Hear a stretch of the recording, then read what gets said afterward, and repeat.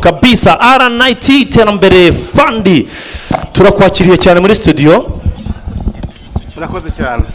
Turakwakiriye muri studio, ubwo ratangira wibwira n'abadukurikiye kugira ngo tubashe kugira ibyo tuganira. Nitwa Ndisanze Jean Paul, abakora muri R&IT, aho nshinzwe ibijyanye n'ishoramari no guteza imbere ubucuruzi. Ishoramari no guteza imbere ubucuruzi. R&IT rero twamaze kumenya ko ari ikigega rwose gicungwa n'ikigo cya leta ya Rwanda Investment Trust ariyo R&IT. Ndagira ngo uyitubwireho muri rusange, turumva ibintu bijyanye no kwizigama muri rusange. Ese hari abo bireba, hari abo bitareba? Ese gahunda zanyu ziteye gute muri rusange? Kwizigamira icyambere nuko ubutumwa duhora dufitiye abantu ari ibintu bireba abantu bose. Yego. Umuntu wese mu cyiciro arimo, haba umuntu ukorera amafaranga, haba ndetse n'umwana utaratangira gukorera amafaranga, ababyeyi be bashobora gutangira kumuzigamira kuko ejo hacu hashingiye mbere na mbere ku buryo tuzigama. Tugiye kureba umukino uhuza Ubudage na Uruguay na Paraguay. Abantu umupira turimo kureba, ese ibi bihugu byo bizigama bite? Nahoze ndeba ku makuru, ndeba imibare. Yego. Abadage bazigama ku kigero kingana gute? Yego.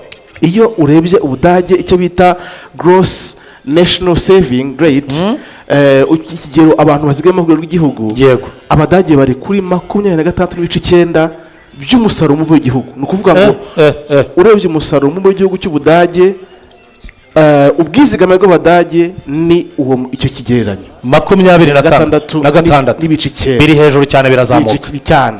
Naho wareba muri Paraguay, ugasanga bari kuri 14.4%. ari hejuru. Ubwo rero hari umuntu ushobora guhita yibaza, ubigereranyije natwe mu gihugu cyacu cy'u Rwanda, twe turi ku kihe kigero? Aho mperukira amakuru, twari ku kigero kitararenga 15%. Yego. Ni ukuvuga ko ugereranyije n'aho ibihugu biteye imbere bigeze, kandi natwe niyo ndo dufite gutera imbere. Yego. Ni ngombwa ko twongera ikigero tuzigamaho, tukazigama amafaranga menshi kurushaho. Kandi kuzigama ntabwo bisaba ubushobozi bwinshi. Hano muri izi gahunda mwaduhaye, naraho nabonye rwose ko kuzigama bidasaba amafaranga menshi, ko buri munyarwanda wese ashobora kuba yakwizigamira muri rusange guhera ku mafaranga 2,000. Nabonye ko umuntu ashobora kuza akaba joininga cyangwa se akiyandikisha akaba yatangira gutanga ubwizigame bwe cyane ku mafaranga 1,000 yonyine. Kandi ayo mafaranga ukaba wayatanga igihe cyose ubu uyaboneye, byaba inshuro imwe ku munsi, inshuro 10 ku munsi, inshuro imwe mu mwaka. Igihe cyose uboneye amafaranga, akuraho nibura amafaranga 2,000 ukayazigama ugiriye ejo hazaza. Yego. Hanyuma ikindi kintu nuko iterambere fund rigufasha ko ukomeza kuyazigama mu gihe kirekire. Buri munsi inyungu dutanga iri hejuru ijyaho gake ku bwizigame bwawe kugira umwaka urangiye. Buri munsi ku buryo igihe uzakenera amafaranga yawe ugize ingorane cyangwa hari ugiye kuyakoresha, yego, uyatwara n'inyungu wabonye. Inyungu ikaba iri hejuru 11% nibura ku mwaka. Ibiriho. Yego. Hari ikintu nabonye kindi muvuga muti, ubwo bwizigame bwawe ushobora kugira gute? Umuntu ashobora kuba yarizigamye, wenda akavuga ngo afite target y'igihe cy'umwaka, ariko akashobora kuba yagira wenda nk'ikibazo gituma ari buze gukeneraho amafaranga, wenda ntayafite. Bigenda bitangaho.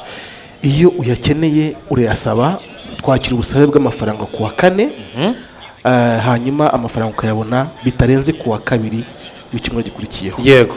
Bivuze ko kandi ukabikora igihe cyose uyakeneye, ukayatwara nta kiguzi kandi ku buryo bworoshye. Wuzuza ifomu ibisaba, hanyuma ukayitanga ku wa 4, ku wa 2 rwose amafaranga wabonye kuri konti yawe. Yego. Hanyuma rero ubutumwa mutanga ndumva n'ubutumwa bwiza cyane bushishikariza abantu kwizigamira muri rusange, haba abana batoya cyangwa se ababyeyi bashaka kuzigamira abana babo, yaba abantu bakuru. Ubwo urumva ko ntaho mwasize muri rusange, buri muntu wese ashobora kuba yakwizigamira. Ubutumwa noneho watanga mbere yuko dutangira match hano y'ikipe y'igihugu y'Ubudage ndetse na Paraguay, unashishikariza n'urubyiruko kwizigamira muri rusange, cyane ko ari rwo twavuga ngo ni rwo Rwanda rw'ejo hazaza. Bizigamiye byaba ari ibintu byiza cyane. N'ubu ubutumwa mutanga muri rusange nka R&IT iterambere fund? Ubutumwa natanga buri mu ngingo ebyiri. ingingo ya mbere ni uko umuntu atazigama ibyasagutse ku byo yungutse, azigama ibyo yagennye. ako kantu karakomeye. umuntu ntazigama ibyasagutse amaze gukoresha amafaranga, azigama amafaranga yagennye kugira ngo ejo hazaza azamubere inkingi imufasha gutera imbere cyane. icya kabiri ni uko kuzigama bidasaba amafaranga menshi. ntabwo bihariwe abafite ubushobozi bwinshi, ahubwo bifasha umuntu kuzagira ubushobozi bwinshi ejo hazaza.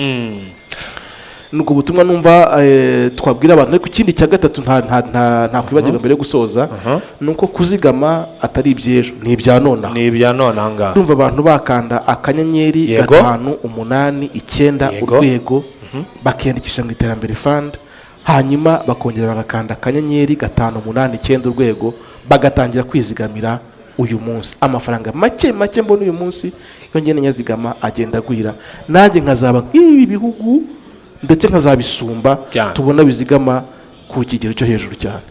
urakoze cyane, reka tubashimire ubwo rwose. ubutumwa turaza kugenda tukomeza kubutanga muri rusange, abagushishikariza rwose kugenda wizigamira.